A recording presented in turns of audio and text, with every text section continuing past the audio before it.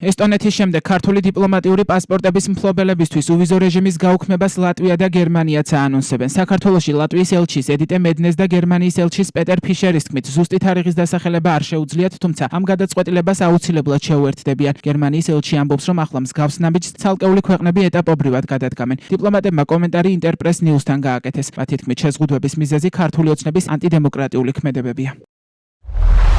ჩვენც ამ ნაბიჯს მივყვებით, რადგან ეს გასულ წელს ევროკავშირის გადაწყვეტილება იყო შეეჩერებინა უვიზო რეჟიმი საქართველოს დიპლომატიური და ოფიციალური პასპორტებისთვის. ეს თითოეულ სახელმწიფოში უნდა იყოს ინტეგრირებული ჩვენ საკუთარ სავიზო რეგულაციებში, ასე რომ ზოგჯერ ამას ცოტა დრო სჭირდება, თუმცა ეს გერმანიის შემთხვევაშიც მოხდება. საბარაუდოდ ეს რამდენიმე კვირაში იქნება. საქართველოს კანდიდატი ქვეყანა, ამიტომაც ვუყურებთ საქართველოს სხვა ქვეყნებისგან განსხვავებულად. თუ გსურთ ევროკავშირში გაწევრიანება, რატომ საუბრობთ ასე ცუდად მასზე? ეს არის კითხვა, რომელზე პასუხის გაცემა რთულია. დიპლომატებისა და ოფიციალური პასპორტების მფლობელებისთვის უვიზო რეჟიმის შეზღუდვა საქართველოსთვის სიგნალია, რომ ჩვენი პერსპექტივიდან თქვენ ევროკავშირს შორდებით და რა თქმა უნდა ეს სანქცია, ეს შედარებით მსუბუქი სანქცია. ჩვენ აღვნიშნეთ დემონსტრანტების წინააღმდეგ გადაჭარბებული და სისტემატური ძალადობა. ჩვენ გლობალურად ვამბობთ, რომ გვინდა ხალხს მივცეთ სიგნალი, რომ მათგან გლობალურად აღიარებული ადამიანის უფლებების სტანდარტების დაცვას ველით.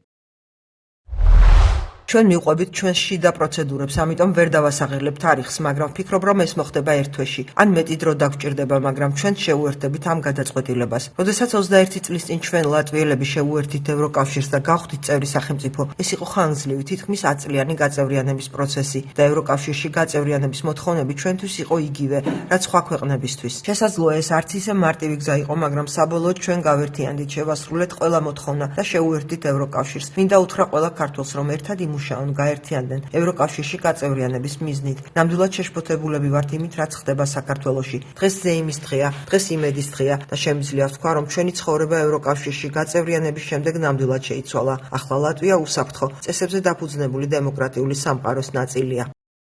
ესტონეთმა საქართველოს დიპლომატიური და სამსახურებრივი პასპორტების მფლობელებისთვის უვიზო რეჟიმის გაუქმების შესახებ 8 მაისს განაცხადა, როგორც ესტონეთის საგარეო საქმეთა სამინისტროს განცხადებაშია ნათქვამი. ეს არის ევროკავშირის მიერ მიღებული გადაწყვეტილება, რომელიც თითოეულმა წევრმა სახელმწიფომ უნდა შეასრულოს. ამიერიდან დიპლომატიური და სამსახურებრივი პასპორტების მფლობელებს ესტონეთში შესვლა ჩვეულებრივი პასპორტითაც აღარ შეეძლებათ. მსგავსი გადაწყვეტილება 27 იანვარს მიიღო ევროკავშირის საბჭომ, თუმცა მათი შეზღუდვებით დიპლომატიური და სამსახურებრივი პასპორტების მფლობელებისთვის ევროპის ქვეყნებში ჩვეულებრივი პასპორტით მოხვედრის შესაძლებლობა მაინც რჩებოდა. ახლა კი ბალტიის ქვეყნებმა დაიწყეს პროცესი, რომლითაც ისინი ამ შანსსაც დაკარგავენ.